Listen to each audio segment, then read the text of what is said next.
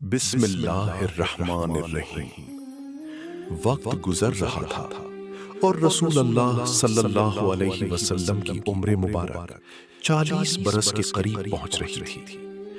دنیا کی رونقیں اب آپ کے دل کو اپنی طرف نہیں کھینچتی تھیں۔ مکہ کے لوگ شرک میں ڈوبے ہوئے تھے، خانہ کعبہ بتوں سے بھرا ہوا تھا، ظلم، جھوٹ اور ناانصافی عام ہو چکی تھی۔ مگر محمد صلی اللہ علیہ وسلم کا دل کسی اور ہی حقیقت کی تلاش میں تھا۔ آپ تنہائی پسند کرنے لگے تھے، اکثر مکہ سے کچھ دور ایک پہاڑ کی طرف جاتے۔ یہ تھا غار ہرا، ایک خاموش جگہ جہاں صرف سکوت تھا اور غور و فکر۔ وہاں آپ اپنے رب کو یاد کرتے اور اس کائنات کے رازوں پر غور کرتے۔ یہی معمول دنوں سے مہینوں میں بدل گیا، اور پھر ایک رات وہ لمحہ آ پہنچا جس نے پوری انسانیت کی تاریخ بدل دی۔ رمضان المبارک کی ایک بابرکت رات تھی۔ رسول اللہ صلی اللہ علیہ وسلم غار ہرا میں موجود تھے۔ اچانک ایک نورانی مخلوق ظاہر ہوئی۔ یہ تھے فرشتہ جبرائیل علیہ السلام۔ انہوں نے فرمایا، اقرا، یعنی پڑھیے۔ رسول اللہ صلی اللہ علیہ وسلم حیران ہو گئے۔ آپ نے فرمایا، میں پڑھنے والا نہیں۔ پھر جبرائیل علیہ السلام نے آپ کو اپنے بازوؤں میں لیا اور مضبوطی سے تھاما۔ پھر دوبارہ فرمایا، اقرا، اور پھر تیسری بار یہی حکم آیا۔